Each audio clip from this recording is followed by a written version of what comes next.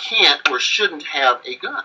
I would say, hey, you can have whatever you want, but if you do what you're not supposed to do with it, there's going to be consequences. So if somebody comes and shoots your wife and your children, you're going to say, well, those were the consequences. He's going to go to jail now. He's going to go to prison, and I'm really mad. But he had that right. Let's stay with that analogy. So because there's someone out there who might, or who actually does, commit a murder or a series of crimes with a gun. Your family. I'm talking the one you love the most. That one gets shot. So if someone were to murder someone that I love, would that then mitigate the right of other Americans because of the action that person took? So you have to keep this in context of a right and not a privilege. What are you basing this right on? I base this right on the acknowledgement. All living creatures have a right and a desire to continue to live, to survive, and to survive unharmed. And in order to do that, they exercise what is accepted and acknowledged throughout history as self-defense. So you have the right to self-defense, and that is a natural and or God-given right. Okay. I'll agree with you to that point. Okay, so here, as Americans, our founding fathers acknowledged the existence of certain inalienable rights, and those rights were given or granted by God and or nature, not by the government, not by man, but they exist. And so when we talk about the Second Amendment to the Constitution, the Second Amendment does not grant a right. All it does is define or codify and acknowledge the existence of a right and the declaration that all Americans, all of we the people, have certain inalienable rights that are granted by God and or nature. Amongst them, one of them is the right to keep and bear arms. Now, does it also say well-regulated militia in the Second Amendment? Does it say it has to be well-regulated? Okay, a couple of things about that. One, at the time, the term well-regulated meant in good order, right? But how do you know that? Because I've researched it. So, okay. When you read that and put it in context, it basically it's saying, hey, you know what? In order for us to maintain a free society, a free state, for the people to remain free, they must be able to form a militia. A militia is a gathering of a group of citizens for a military purpose, right? So in order for the citizens to form a militia, they have a right to keep and bear arms, and that right that they have shall not be infringed. So, Gabby, the Constitution, if you will, does not set permissions or limits on the citizenry. It limits the government. And in the Second Amendment is the only amendment that specifically says to the government, this right shall not be infringed. It doesn't say that about the First Amendment or any other, but the Second Amendment specifically limits the U.S. government. I'm sorry, go ahead. Now, when this was written, the Second Amendment, it was based on a couple of things that were proposed in other states earlier as they were writing their state constitutions, yes? Because they adopted from 3 or 4 different proposals, they adopted that, and then they created the Second Amendment, yes? Because I also researched this. Okay, so in the context of it, and I can pull it out, I can grab it and I can read it to you, the different states proposed it, but just to make it kind of brief, they were talking about when they had just gotten their independence and they were still a fragile nation. And they didn't have the military that we have today. So in order to be able to defend themselves against other countries and other things that might boil up within the country, because it was a new established country, they created the Second Amendment, this militia, that would be there to defend the country, that would also be there at the discretion and at the pleasure of the government to use as an additional arm to actually fight on behalf of the government. So it was to be a well-regulated militia, and that's what the Second Amendment refers to. And now we have a military. We are well-established. We don't need a militia, but I don't act that people need to have guns. I enjoy shooting. I have guns, but there are limitations.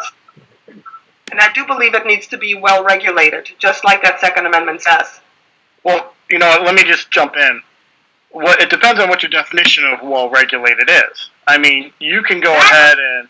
That's what's up for debate. But here's what I would look at. You've got, right now, the 23 executive orders that Obama put in place to help deter a lot of the gun crimes and the gun deaths that are out there. And there's no question that Newtown was a horrible incident of what happened to these children. And I believe that, you know, we do have to have some control, especially with mental health checks. But here's the thing. You've got a Senate that's completely divided. You've got Democrats in that Senate who are in red. I don't know that I agree with that. Let me name some names for you, because there's a whole bunch of senators that are in red states that are going to be up, and these are Democratic senators. So in Alaska, you've got Mark Bikert, and excuse me if I don't pronounce their names right. Arkansas, I'm not good with names. Me neither. Arkansas, you've got Mark Pryor. Louisiana, Mary Lindrum. Lynn Mew. Montana, you have Max Backus. North Carolina, you've got Kay Hagan. South Dakota, you got Tim Johnson. Colorado, Mark Udall. And then you even include in that Angus King, who's an independent, who's caucusing with the Democrats. He's actually against the gun control as well. So the idea that we would have an assault rifles ban, it's really just talk right now. I've got a question. Go ahead. How many senators do we have total? 102. Okay, so you named 8. Those are all Democratic senators. So I don't. Bring us back on track, Keith. Question of gun control was settled in 1781 with the ratification of the Second Amendment. You see, Gabby, I want to tell you a story. Ken, you listen in if you don't mind. I will listen. I like stories.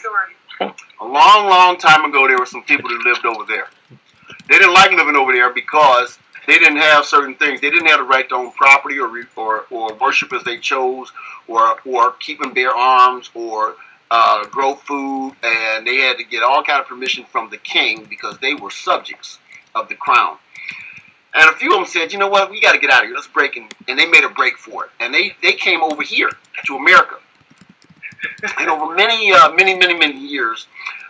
they were, they established 13 colonies, and all was well. They were farmers, and they owned property and so forth. But the king said, hey, you know what? You're still my subjects, and I want you to do this and this and this. You can't do that, and you can't do this. Right. And he started taxation, right? That's right. So one of the things, the citizenry, the subjects of the king, they started saying, hey, more than enough is too much. We got to stop this shit. That's enough. So the king sent troops, and his troops would just walk into your house and kick you out, make you go sleep in the barn. They'd slaughter your pigs and your cows and eat your food and put on your dress, whatever they did. They would arrest you with no warrant. They would hold you without trial, and they would do all these terrible things, right?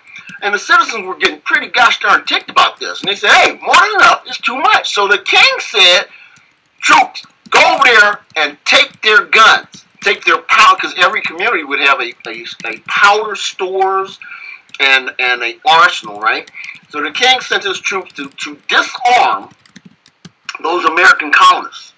And they said, oh, no, you won't, right?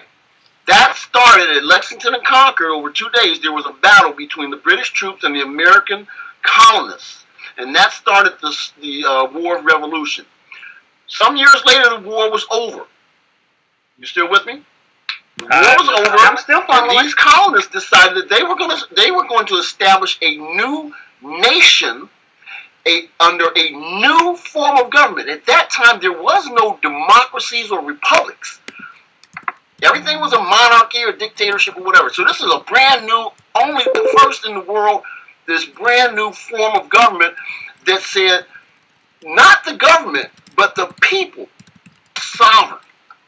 And as they sought to establish this nation, which was the joining together of 13 sovereign states. Now, these colonies had declared themselves as states, and they were free states, free of the monarchy in England. And they said, you know what? Let's get together and form a nation. Okay, that sounds like a great idea. You know what? We need to make a contract. And they made a contract, and that contract was called the Constitution.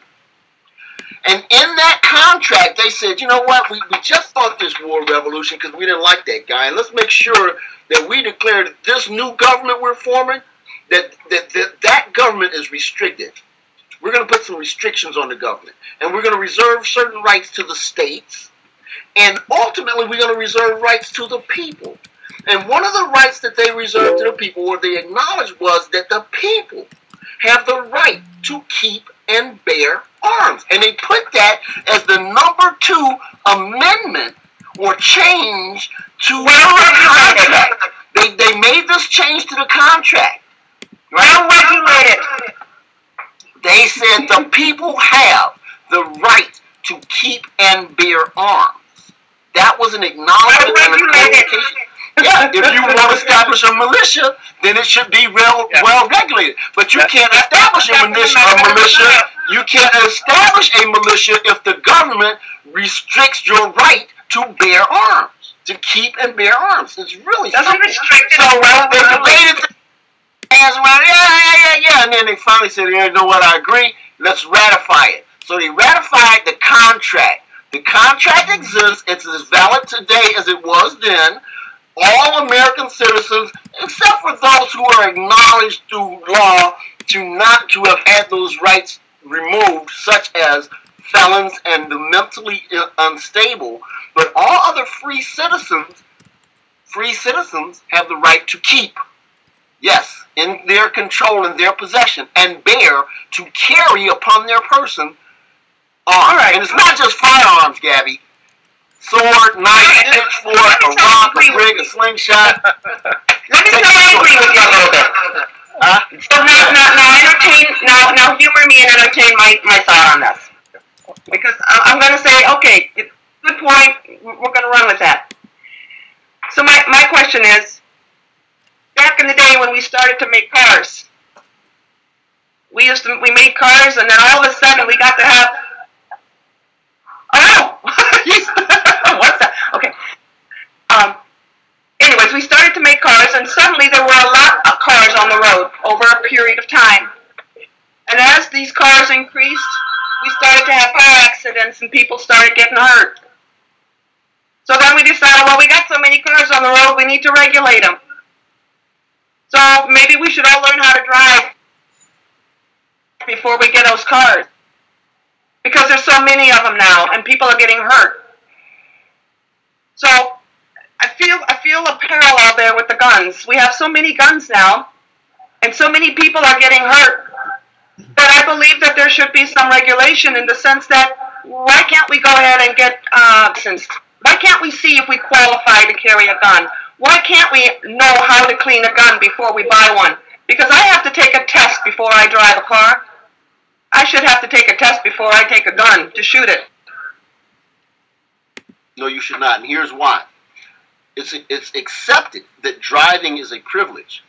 We have a right to keep and bear arms. And we don't qualify to exercise that right. You don't have to qualify to and get a permit and testing to exercise your First Amendment. The Second Amendment states well regulated. Does that not mean you can get regulated by being licensed to carry a gun? Because it is regulation. Why are we ignoring that part? A well-regulated militia being necessary to the maintenance of a free state. If you want a free state, you should be able to have a well-regulated militia, right? You cannot have a well-regulated militia if the right of the citizens is abridged. And what right? The right for the citizens to keep and bear arms. So y'all have a right to keep and bear arms whether I'm part of a militia or not.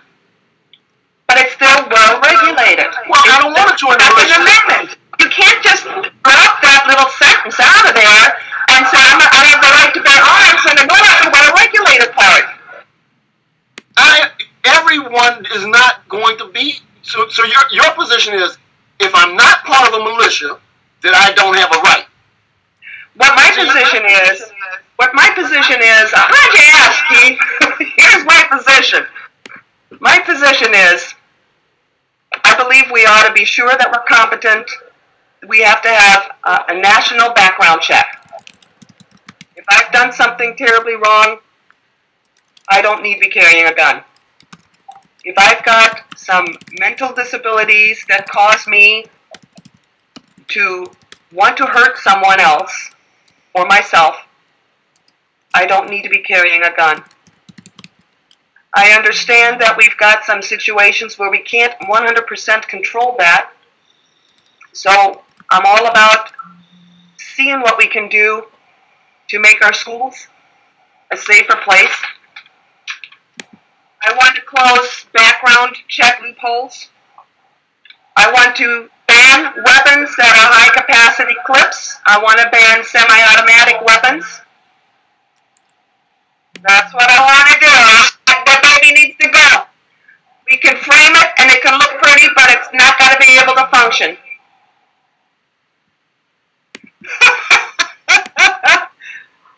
That's what.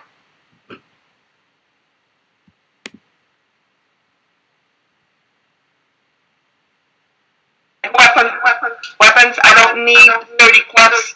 10 is great, good enough if you gotta have them. Who said? Also, if you gotta have, I get the finish, got it. Hi. The semi-automatic weapons, if you want to have them, alright. But you're going to keep them at a shooting range. You're not going to keep them at your house. Keep them at a shooting range. That's where you're going to shoot them. Who are you to dictate to me and others what property we can own? I am the mother of children who have died. Gabby, look from at that. shootings. I represent the mothers who are sick and tired of people like you having those guns, changing a few little things on their semi-automatic weapons, turning them to automatic weapons, and then being really mad at the world and going killing a bunch of innocent people. It's enough. First of all, you can't turn this into a fully automatic weapon. Second Yes, of all, you can. this has 60 rounds. Hey, you know what? Let me, I want to show you something. Can you bear with me? I don't know. I'll try. All right. So you pick this arbitrary number of 10 rounds. It's good. Okay? 10 rounds, okay? Move, dog. Move. I want to show you something, Gabby. This is a 45 automatic, right? This has 8 rounds. 8. Correct. Okay. Gabby, watch me. Ready? Shot. Bam, bam, bam, bam, bam, bam, bam. It's empty. What just now happened? What'd you do? You reloaded. Reloaded the gun, Gabby. It takes about 2 seconds. All right. You want to see it again? Sure. All right. Here we go. Count them. 1, 2, 3, 4, 5, 6, 7, 8. 1, 2, 3, 4, 5, 6, 7. Why do you need that many? How about if I had 3? How about if I had 3 rounds? 1, 2, 3. Right? And the same thing. 1, 2, 3. Okay. 1, 2, 3. Okay. 1, 2, Why do 3. you have so many clips on you? Why can't you? I only have 2. I only have 2. Well, then how are they moving so fast? But so Gabby, if my point is, if you said you can only have 3 rounds, I can have 30 3-round clips, magazines. Well, then maybe that's what we need to talk about. No, ma'am. You know what we need to talk about is criminal penalties for committing crimes. All right, let's So talk you keep about talking about guns, but not about crime. So let's say in your world, all guns. Let's say for the sake of discussion, all guns are no longer exist. But now people are using swords or sticks or bricks. See, violence will continue to exist. But for you to take a position that I should not have a gun or my rights should be limited because he or they do bad things, it's wrong. I want you to think about this. 9 times out of 10, when you hear about someone doing a shooting, a murder, or robbery, those people are not supposed to have guns. They're multi-felons, they're teenagers, they're gangbangers. They're not supposed to have a gun. Right. I'm a law-abiding citizen. So you want to tell me that I can't have a gun, but you're not even thinking about he. No. I'm saying that we got to regulate the gun background check, and we've got to stop these loopholes of small purchases, because that's exactly right. A lot of the people that are committing the crime have gotten the guns illegally. And one of the reasons they're getting them illegally is because we don't have to do background checks if we're a private party selling to another private party. If I own a gun shop, then I've got to do the background check. But there's the loophole, and that needs to be stopped. Dealer does background checks. If I want to tell you my cell phone, do I need to do a background check? When I go to a gun show, they don't do it, right? Yes, they do. Then why am I not doing it? I bought guns at gun shows and I've had to do the background check and I've had to do the waiting period. I bought guns over the internet and I've had to do the waiting period and the background check. I didn't have to do that. I didn't have to do a background check. Now, if I want to sell you my gun, I shouldn't have to do a background check. You and I are engaging in private commerce. And that's where a lot of the problem is. That's where we've got a problem. It's not a problem. It is a problem. That's where all of us are bad, and you yourself just said it. You said people are getting guns illegally, and that's why they're shooting people. You said earlier, how are they getting the guns? Who's shooting the guns?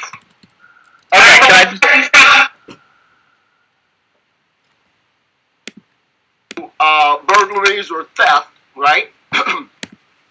2, through straw purchasers. And 3, at a very minute level, they're handed down through, family. And some bad family member gets them. All right? So let's deal with one at a time.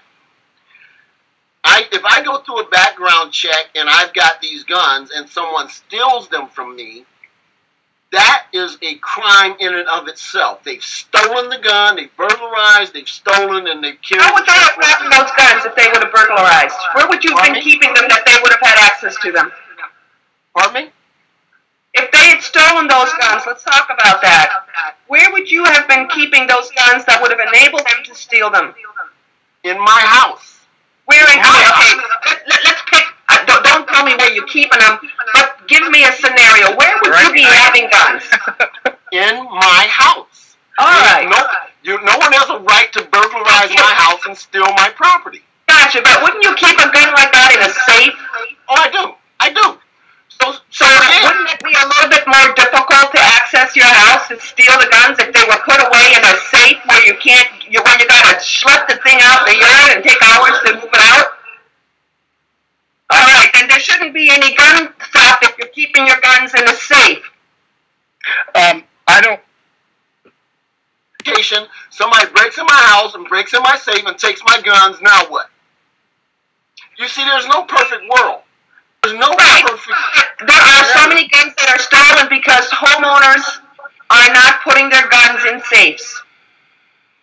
All right. So how many crimes are committed by gun stores that are laying around under somebody's mattress or are put in some little cabinet with a little key that they call a gun case?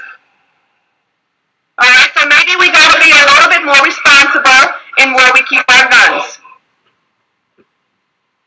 Hey, educate people and encourage them to buy gun safes. Maybe offer a tax credit since you guys Oh my don't give God, tax credit. education. Maybe we ought to have a test. How do you store your guns before you get your guns?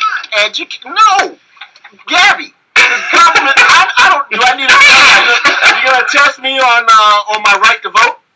Do I have to take a test and pass it? They want to do. Don't get me started on that. That's what they want to do. They say you can do and pay a fee to vote? Yeah, What about my Fifth Amendment rights? Do I need a test on that? Government permission to speak freely or assemble or petition the government? Why do I need government permission to exercise a right? because it's not regulated. Pardon me? According to the Second Amendment, we want it well regulated. No, We have free speech, my friend, but that doesn't give me the right to go into a crowded theater and yell fire. That's wrong. It's well regulated in that sense, and so there's nothing unconstitutional about regulating guns. regulate the militia, but not the citizens. Yeah, we're not talking about a militia going into a theater and shooting people. I mean, a well-regulated militia is going to be able to be under control, under a military command. So I don't see how one individual acting on something very heinous is going to, is a way to say, well, we need a well-regulated gun law.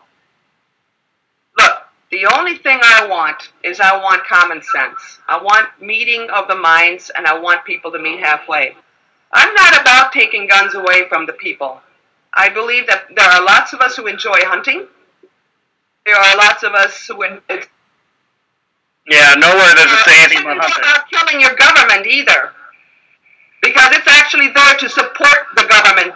George Washington used that when he was talking about, what was it, the Whiskey Rebellion?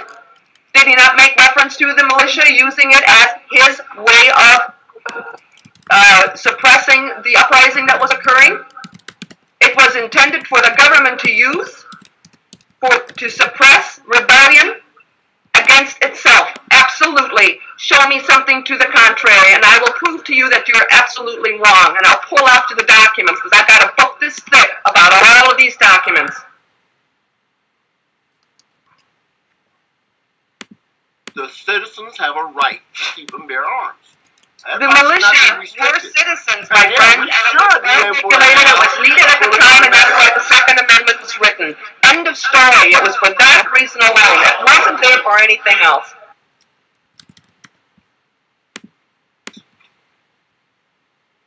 I said the Second Amendment was written in the context of using it as an arm of government, the Second Amendment, the right to bear arms, because it was going to be used to defend any uprisings that would come or anything that would invade the country. It was a young country at the time. They didn't have a really cool military like we have now, and this is what they worked out.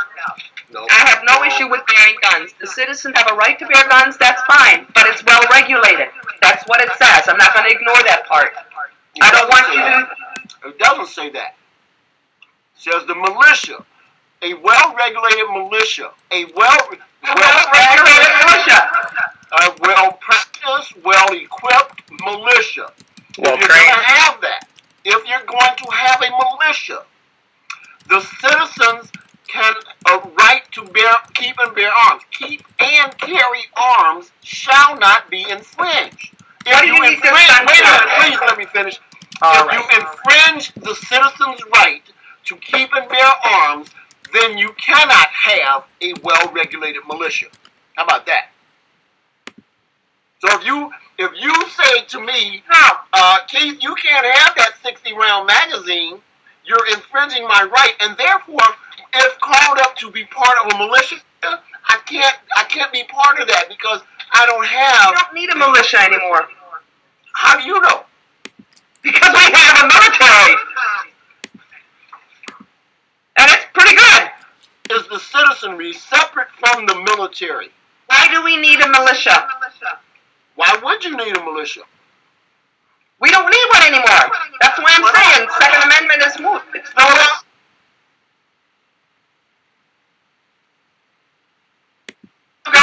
Have a militia. See, the idea is not that you only have guns or arms so that you can be in a militia. It's that you do have the right to have them, and if you are required to be part of a militia, you already have them. You bring your arms. Yeah, you bring your own. Why would anybody need, with the military that we have, why would anybody need a militia?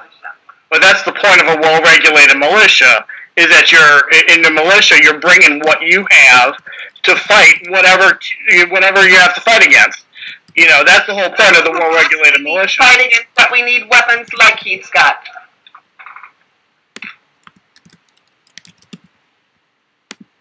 Why keep talking about need?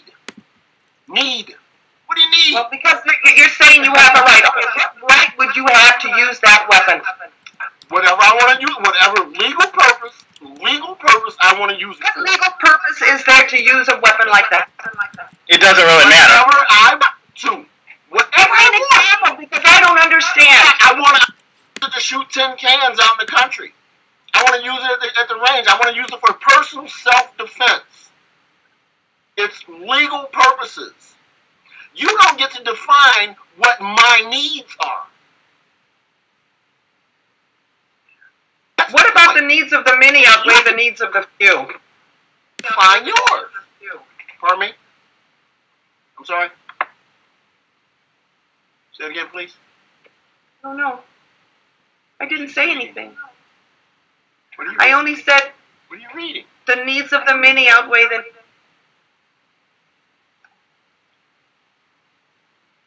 Did I get cut off again? Kind of, you're going in and out.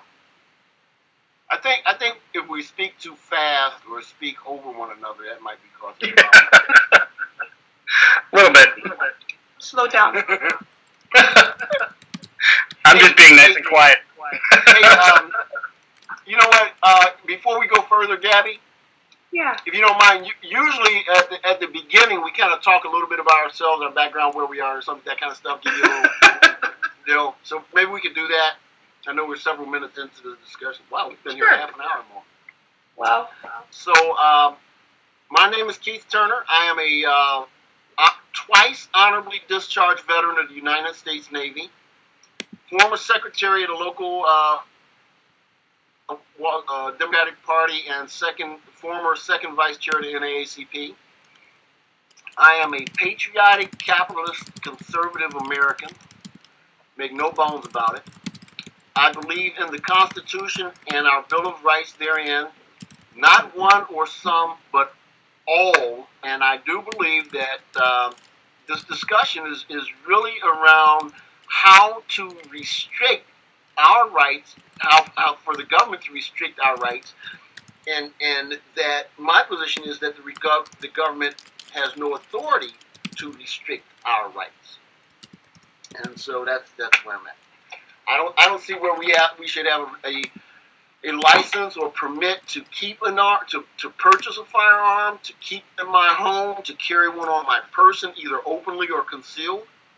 I don't see where it's anybody's business what arm I choose to keep in order to defend myself and my family. It could be a brick, it could be a sword, it could be a slingshot, it could be an AR-15, or it could be a fully automatic weapon.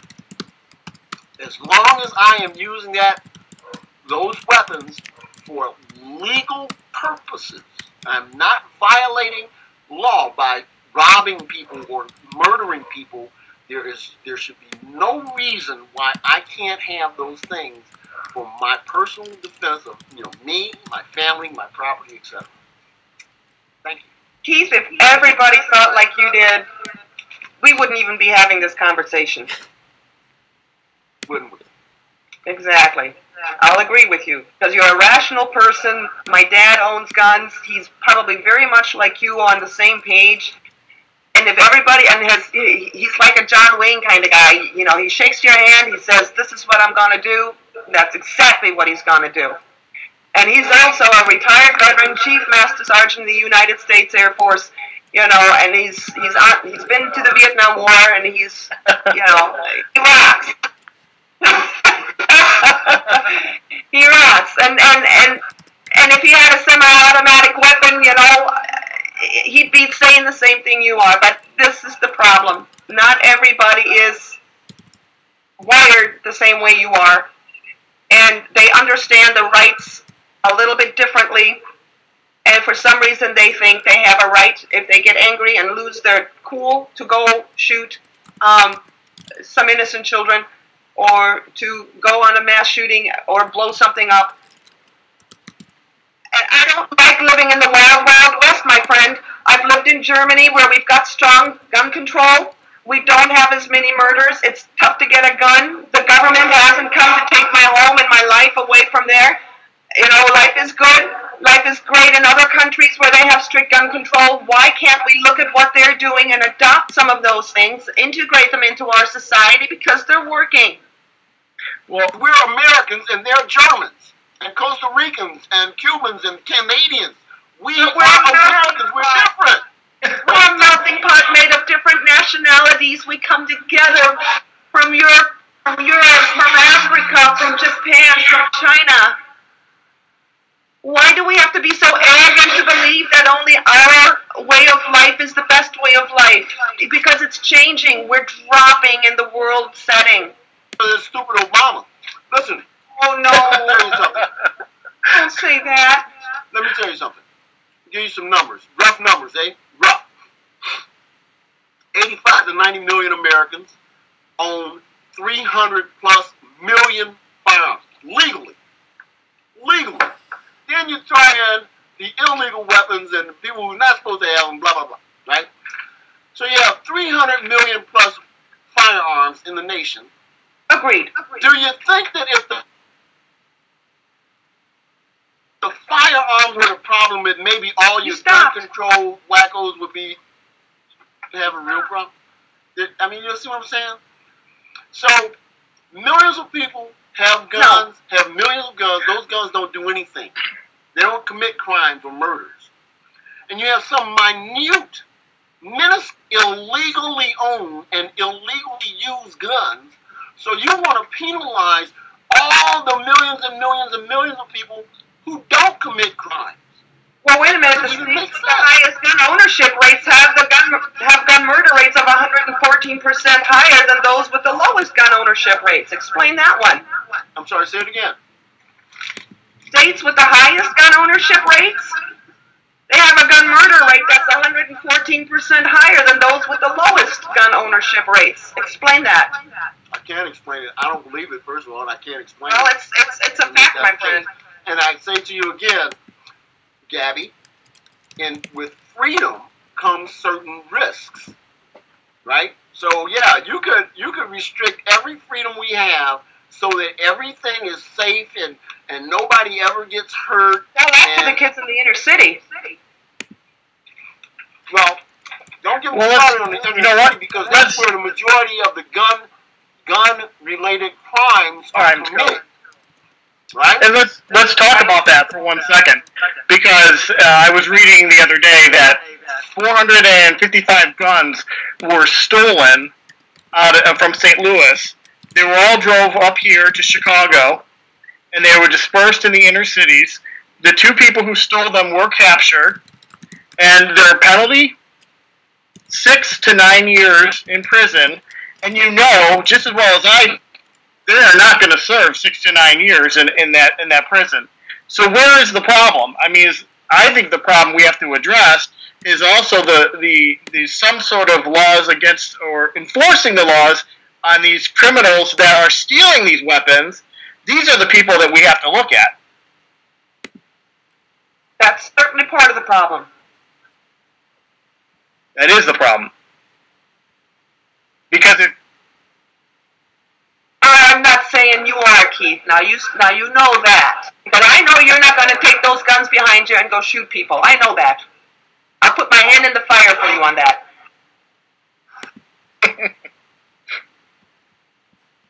There's some teenagers down there teenagers because they're 17, 18, 19.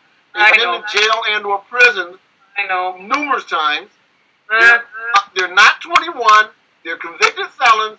They're not supposed to have a gun. They're not supposed to have ammunition. They're not supposed to carry it concealed, and they're not supposed to shoot it. But they do it all the time. So the solution that's being proposed is take Turner's guns away.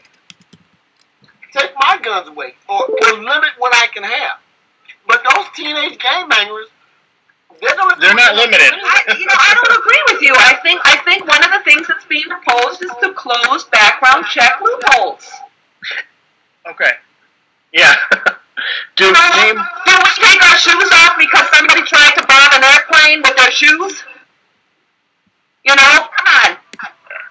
I mean, one person tries to blow up a plane with his sneakers, and now everybody's got to go barefoot through the airport. Okay? So come on. I agree. All right, so closing background loophole checks is probably not a bad thing, considering so many crimes are committed, especially in the inner cities, because we found there are loopholes that people are exploiting. We got to close them. Gun shows and so forth. And so you think about a straw purchaser. Well, the whole idea of a straw purchaser is that they are authorized and have passed the background check. So the guy or the girl goes and passes the check, buys the gun, and then gives it or sells it to someone else. Right. Do 40 background checks and see if that changes anything. Let me describe something to you. I live in Illinois. Right? Do you now? Hey, so do I. in Illinois, in order to own a gun, I can't even go into a gun store and pick up a gun. They won't let me unless I have a FOID card. That's Firearm owner's identification. And what that says is that I applied to the state. They did a background check, and they sent me a card that says Keith Turner has been background checked, and he can own a gun. On that background check, you get it. Right. So I got it. I go in and I show my card. Hey man, I had a background check. I'm good. I can own a gun. Yep, I got my card right here. Right. So then I say I want to buy the gun, and they do a background check. Do another background check, right? All right. So I gotta wait 3 days. No. Wait a minute. Listen. So I gotta wait 3 days to pick up the handgun from the store. Okay. And then. In that 3 days, I'm thinking, Jiminy Cricket, man, I should have bought that AR-15. So when I go to pick up my gun, my handgun, 3 days later, I say, you know what? Let me buy the AR-15. They do a background check. Again, 3 days later. And now I got to wait 24 hours to pick up the AR-15. Not 3 days, 1 day. Right? So now I picked up and I got 2 guns. And this process repeats itself for 3 or 5 years, okay? At some point, I go in there and I says, I want to buy 3 guns. That's fine, too, because they're going to do another background check. So at what point does the background check keep me from buying a firearm? Or keep me from shooting someone? It doesn't. You can background check me every day. You're fine. A background check, and that won't stop me from shooting someone. That's fine. And it's not going to stop everybody. But what we're looking to do is cut it down a little bit. And if you've got... And see, now these are still things that I believe we need to kind of figure out. Because you talked about guns being stolen, straw purchases. Yep. Those need to be closer regulated. Those are loopholes that I think are causing a problem. Exact statistics. Yeah, we talked about it recently. Because we don't have how many people that they caught or were rejected through the background check system? A lot of those were false positives, right? And they, name similarity or whatever, and so they cleared that up. So here's some number, hundreds. I think that 600 and some people were actually charged with, trying to buy a gun when they weren't supposed to. They're felons or whatever. Okay, I don't know. They were charged, and then of 600 plus, 14 were actually convicted or sent to jail, received some criminal penalty. That's ridiculous. So, the system is there. The system that's in place now is not being enforced. That's the problem. Now, there's a reason for that, my friend. Yeah, it's because your lazy prosecutors and state's attorneys and your overcrowded jails, if they cut a deal, they get in and they're out in 6 months or a year, and they do a repeat. Well, but interesting that our senators, Mark Kirk and Dick Durbin, are proposing a bill to make straw purchasers a federal crime, which it should have been long ago. Right now it's a state crime. But if there'll be a federal crime, you don't get time off with good behavior for federal crimes. But the other thing I think that should be done, that could be done, to me, it's common sense. Every gun store puts up a sign that says someone else, you're going to be charged with a crime. Something of that nature. Just like they do with the warnings about women and drinking alcohol. Right. Or maybe part of that form that you fill out when you buy it, big bold letters, and you got to sign that little block. Hey, I realize that if I'm doing a straw purchase, I could be sentenced to 15 years. That would get some people's attention. That's a start. That's a start, my friend. That would get some people's attention. Because I've been in gun stores and seen gangbangers walk in with their girlfriend. And they're like, yeah, baby. And she's like, oh, yeah, that's the gun. That's the one. And she's looking at him for approval. And he says, yeah, that's it. And then she buys it for him. So maybe if she bought that and she was saying, oh, my God, I'm getting ready to do 15 years for this fool. Never mind. I don't want to buy it. So, but the idea of putting the onus on law-abiding gun owners and restricting our civil rights is wrong. Hey, Gabby, I'd just like to ask you a question really quick. What do you believe, or what do you think about the run on guns there's been lately? Everybody seems, ever since the gun debate started after Newtown, now everybody's running out. They're emptying shelves. What do you think about everything that's... I think it's dumb. I think we're hearing some stories. I'm hearing some stories from my friends that are very, very conservative. There's a scare, just like Obama's coming to take your guns. So everybody's running out to get them because they think they're going to be grandfathered in and everything will be fine. I know that after I was elected the first time, my dad was running around looking for bullets because apparently he heard that they were going to take them. Well, nothing happened. He got his bullets a little bit later because everybody bought them up. There weren't any available. So my point is, I think it's a bunch of hooey. Okay, and I would say you're right. It probably might be a bunch of Louis. So let's just say, for example, no, but listen for a second. What if you went? All of a sudden, the government said, "You know what? You can't eat donuts anymore because they're bad for you." What do you think people are going to do instinctively? They're going to run out and they're going to buy more donuts. Same thing happened with guns. What's taking place is that, yes, people feel that their rights are being infringed on, and so they're collecting whatever they can right now. And I think they're adding, the government adds to the problem by saying to everybody, hey, look, we're going to take your guns, but now you have even more guns out on the street. Well, the government hasn't said we're going to take your guns. That's what the NRA is saying. You get to a point where, what's next? I mean, we have already said that the Second Amendment stands. We get to keep our guns, but it's not for everybody. It's not for everybody. I can tell you. And that needs to be curbed, because if we can try to be a little bit proactive and have a sense of being able to pretty safely predict who's going to be causing harm to other human beings and who isn't, that already helps. We've talked about it. We've talked about people who are mentally deranged who should not be owning guns. We've talked about people who are criminals who shouldn't be owning guns.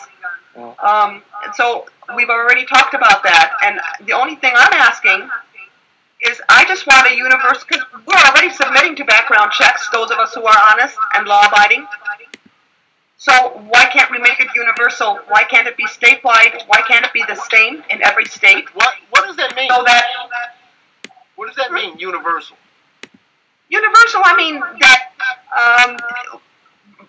there might be, it's almost like taking a driver's license test around here. If I go to California, I get a driver's license test that's totally different than the one I would be taking in New Mexico. Why can't they be the same? That's what I mean. Why can't the rules of gun ownership and applying for a gun, the questions you answer to be able to have a gun, why can't they be the same in every state? They are. Because they're why can I go to Wisconsin, or why can I come, if I live in Wisconsin, why can't I come to Illinois, buy a gun, and go back to Wisconsin without having to be exposed to? Because we live in we are free citizens in a free nation, and it's commerce. But regardless of where you buy that gun, you have to fill out the same form. The same background check is done through the NICS system.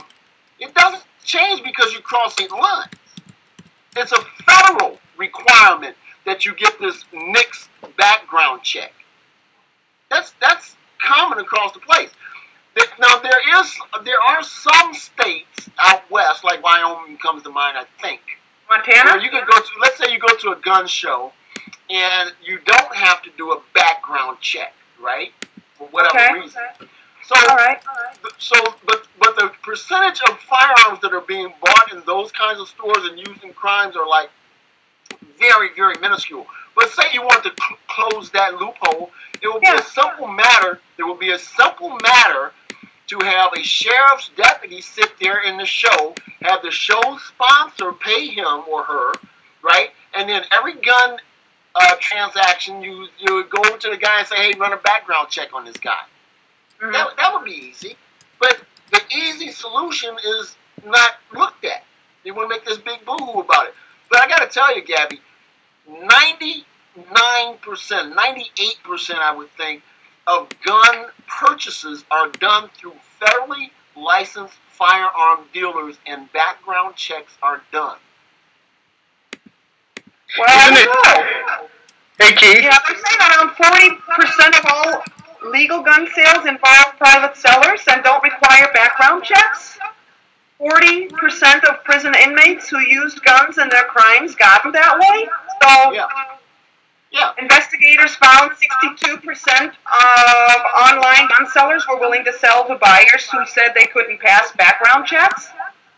20% of licensed California gun dealers agreed to sell handguns to researchers posing as illegal straw buyers. You know, and let's see, it says here that the Bureau of Alcohol, Tobacco, and Firearms and Explosive has not had a permanent director for 6 years due to an NRA-backed requirement that Senate-approved nominees. So they can't even enforce the laws they have in place because they used to have X number of thousand agents. We now have over 310 million guns, and we've got a bunch less agents now to address these violations than we had back in the 70s. So how do you expect them to be able to enforce the laws we have with less people, plus we don't have a director that oversees the position because the NRA made it that it's got to be approved by the Senate, and of course they're stonewalling everything. I realize that, but they lobby for laws.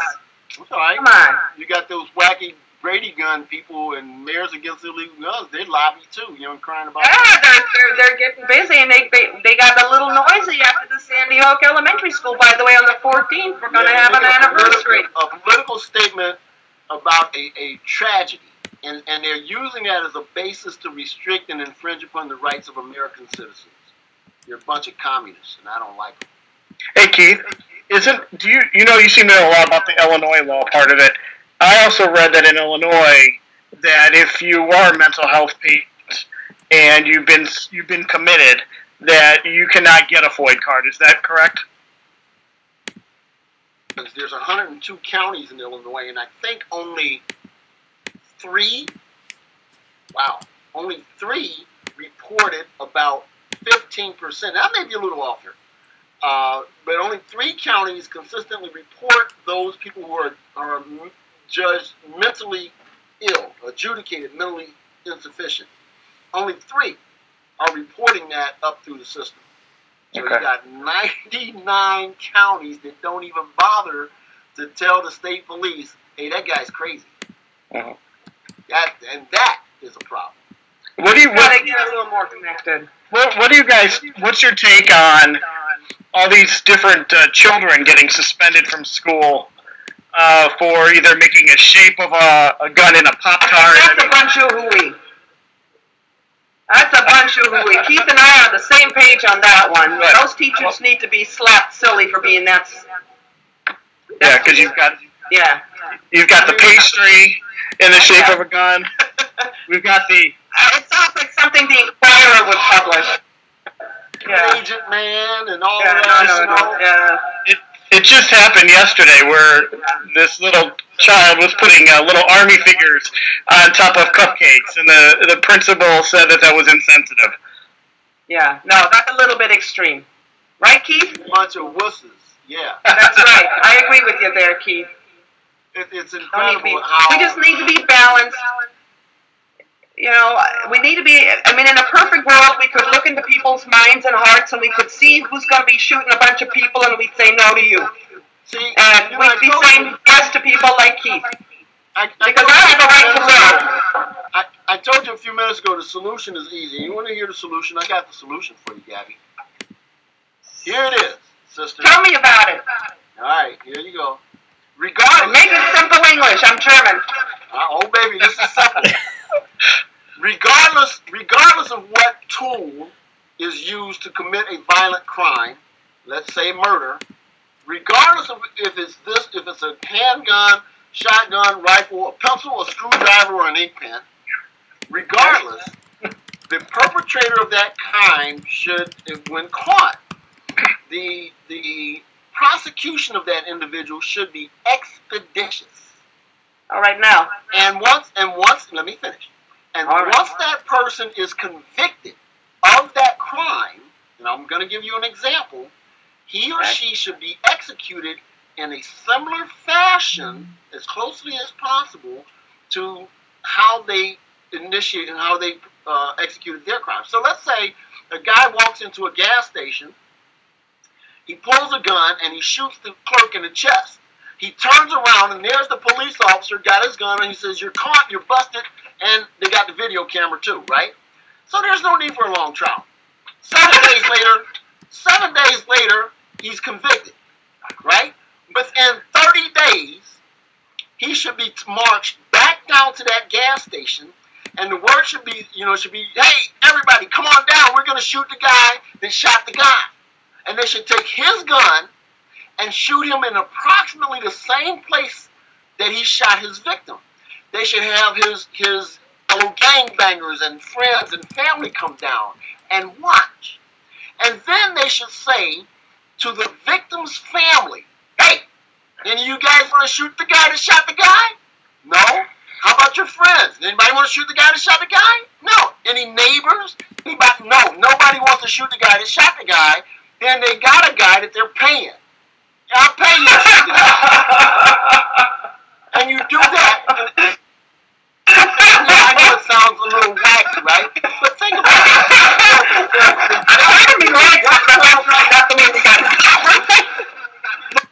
Listen, if the death penalty were used expeditiously and others could see the results, the consequences of committing these crimes, it would serve as... Right now you have a gangbanger. Let's say you got 2 or 3 gangbangers, and one of them commits a murder. And he's arrested, and he's taken away, he's gone. And the other 2 or 3 of them, after a while, they're like, yeah, I remember Joey, he went to prison or something. There's no correlation to consequence and punishment, right? So shorten that period, make it very visible and very public. That's why they used to have public hangings in the United States. But yeah, I hear you, and that's what I was seeing. I was seeing all that coming flashing back at me. Yes, but Keith, here's my point. The Sandy Hook or some of these other mass shootings, oftentimes the shooter goes ahead and kills himself, and there is no trial, there is nothing, because he's already on a downward spiral and he's going out in a ball of glory. Okay, so now what that leaves now are people who are devastated with loss of their loved ones, be it moms, dads, kids, whatever. You've got something ripped out from under you. And there is now, at least in a car accident, if you get cute and you decide to bulldoze into a bunch of people, the car insurance will pay for it. But if you get raised down by a gun, all you get is, well, I'm sorry, he was in the wrong place at the wrong time, the shooter killed himself, and now there you go. Goodbye.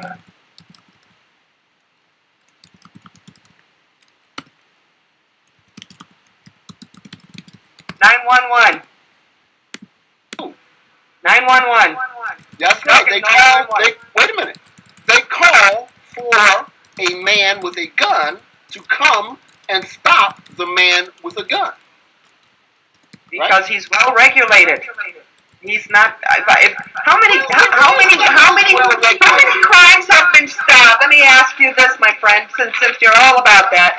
How many good guys with guns have stopped rampaging bad guys in the last 30 years?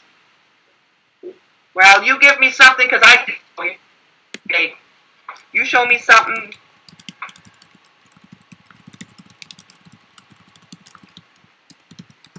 Give me.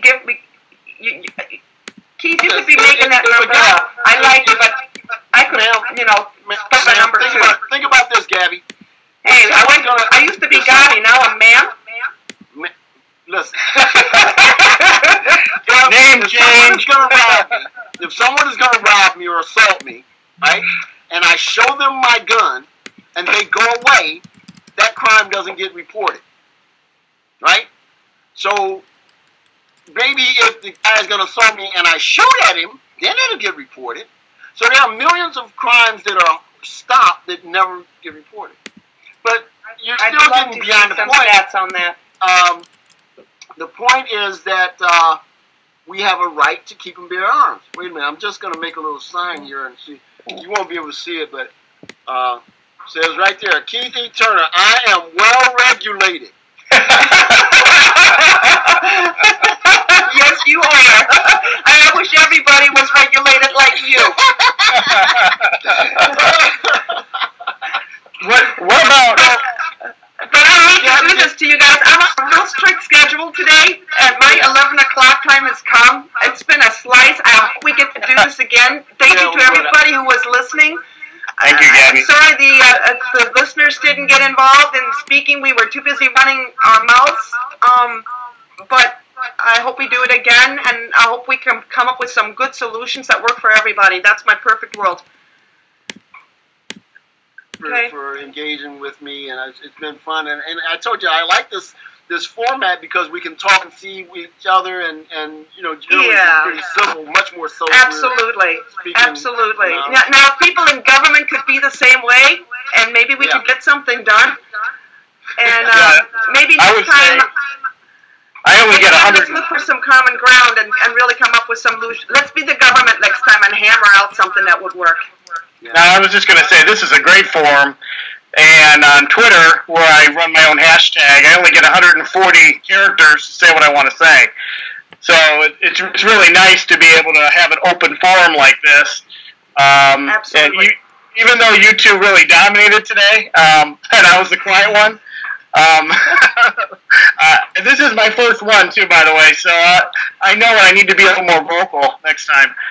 I didn't know what I was up against. So I was all impromptu, Keith. I didn't even have a chance to prepare. I'm used to people being on my side.